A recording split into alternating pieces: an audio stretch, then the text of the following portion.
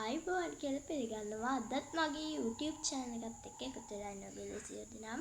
ඉතින් අද මමයි අම්මයි එකතු වෙලා අලවලින් තවත් රස කෑමක් හදන්න තමයි යන්නේ. ඉතින් ඊට ඉස්සෙල්ලා ඔයා තාමත් අපේ channel එක subscribe කරලා නැත්නම් අපි subscribe කරලා පහින් like එකක් දාන්න. අද අපේ වීඩියෝ එක හොඳයි නම් පහින් comment කරන්නත් අමතක කරන්න එපා. විතරක් නෙමෙයි ඔයාලමින් රස කෑමක හදලා යටින් රස කොහොමද කියලා කමෙන්ට් කරන්න. ඉතින් අපි යමු අද වීඩියෝ එකට. අපි ලුණු කහ මිශ්‍ර වතුර එකක් ලෑස්ති කරගන්න ඕන. ඊට පස්සේ මේ විදිහට අල ගෙඩියක් කපා ගන්න ඕන. ඉතින් මේකට අල ගෙඩියක් එක ගෙඩියක් තිබ්බහම හොඳටම ප්‍රමාණවත්. ඉතින් මේ එක අල ගෙඩියකින් ගොඩක් හදන්න පුළුවන්. ඉතින් ඇය දන්නවද අපි කහ ලුණු මිශ්‍ර වතුර එකක් ලෑස්ති කරගත්තේ. ඉතින් මේ ටික කපලා මේ අලු ටික කපලා ඒ වතුර එකට දාගන්න. එතකොට නැත්තම් මේ අලවල කහට පිපෙන්න පුළුවන්. ඉතින් ඔයාලා ওই විදිහට අල ටික අර එහෙම කපලා දැන් දිගට හැඩයට කපා ගන්න ඕන.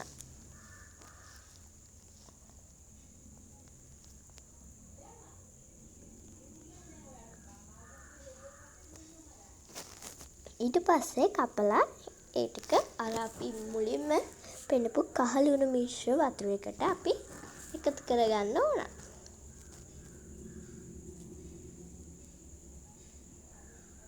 ඔන්න ඔය විදිහට කහ ලුණු මිශ්‍ර වතුර එකට එකතු කරගන්න තමයි තියෙන්නේ. ඔක්කොම ටික කපලා එකතු කරගත්තා අපි. ඊට පස්සේ එක පැත්තකින් තියලා අපි පිටි ටිකකට තලාගත්තු සුදු ලුණු ටිකක් දාලා තව සැරෙන්නත් එක්ක අපි ගම්මිරිස් කුඩු ටිකකුත් එකතු කරගන්නවා. ඔන්න ඊට පස්සේ අපි ඔයාලගේ රස අනුව ලුණු කුඩු ටිකක් එකතු කරගන්න ඕන. ඊට පස්සේ වතුර ටික දාලා මේකේ හරි පදම වෙනකල් ඔයාලා මේවා කරගන්න ඕන. වතුර එකපාරට දාන්න එපා. පොඩ වතුර එකතු කරගන්න ගමන් ওই විදිහට දිය කරගන්න ඕන. එකපාරට දැම්මොත් වතුර වැඩි වෙයි. ඉතින් ওই විදිහට වතුර ටික දාලා ඔය හරි පදම වෙනකන් අපි මේවා කරගන්න ඕන.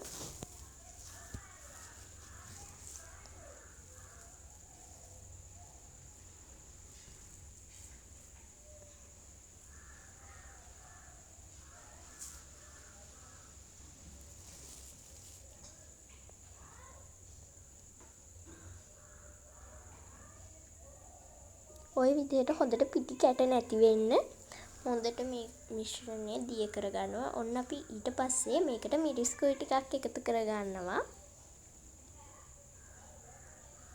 මිරිස් කුඩු ටිකක් එකතු කරලා ඊට පස්සේ තියෙන ඔක්ක හොඳට කලවම් කරගන්න මිරිස් කුඩු ටික.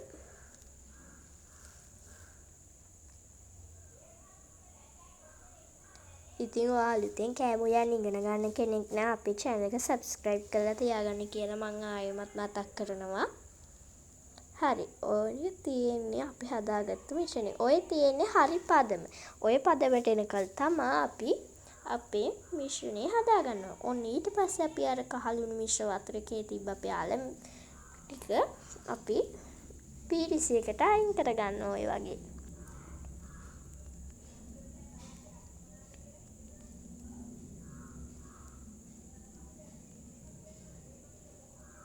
ඔය විදිහට අරගෙන එක පැත්තකින් තියලා අපි තව වෙනම පිටි ටිකකුත් ගන්නවා. අර මිශ්‍රණය දවටලා ආයි පිටි එකේ දවටන්න. ඉතින් ඔය විදිහට හොඳට දවට ගන්න ඕන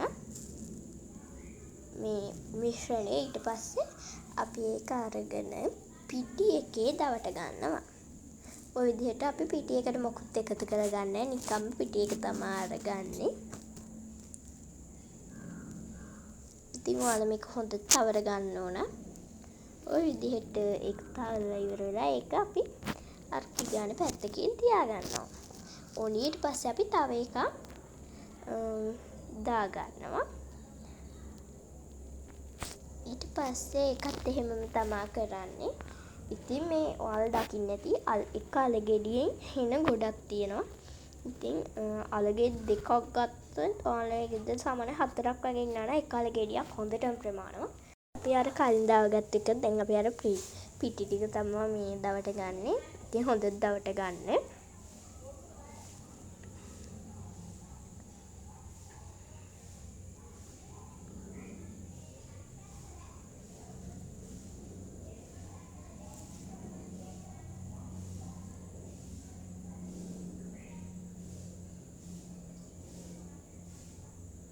ඔය තියෙන අපි දවට ගත්තු ඔක්කොම අපේ අල කැටි ඔයාලට පේන ඇති ගොඩාක් තියෙනවා. ඉතින් පිගානෙන් එකක්ම තියෙනවා.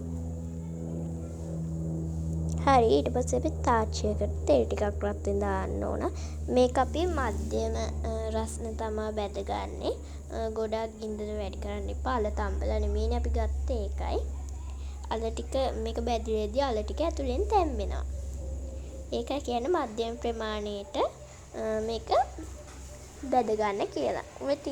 ඔය විදිහට අපි ටික ටික දාගන්න ඕන. ඔයාලා එකතු කරලා තියෙන තෙල් ප්‍රමාණය අනුව සහ ඔයාලා මේක බදින ගන්න භාජනය අනුව තමයි ඔයාලා මේකට එකතු කරගන්න ප්‍රමාණය තීරණය කරන්නේ. ඉතින් ඔය විදිහට හොඳට බැද ගන්න ඕන. රන්වන් පාට වෙනකල්.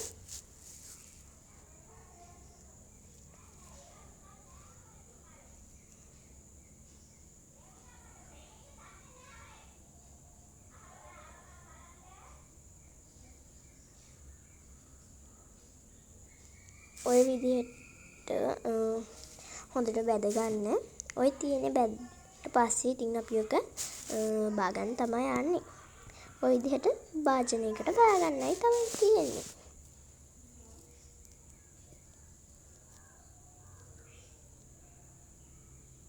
ඔන්න ඔය තියෙන අපි හදාගත්තු මේවා ටික ඔයාලට පේන ඇති ගොඩාක් තියෙනවා. මේක සෝස් ටිකක් එක කවන්න. ඉතින් හරිම රසයි. එහෙනම් ඉතින් අපි කාලා බලමු මේක කොහොමද රස කියලා. ඉතින් ඔය තියෙන්නේ ඇතුළේ තියෙන විදිහ. ඉතින් මේක හරිම ක්‍රිස්පි. ඉතින් ඔය විදිහ සෝස් ටිකක් එක ගාලා කාලා බලන්න ඔයාලත්. හරිම රසයි. අදට ගිහින් එන්නම්. සුබ දවසක්.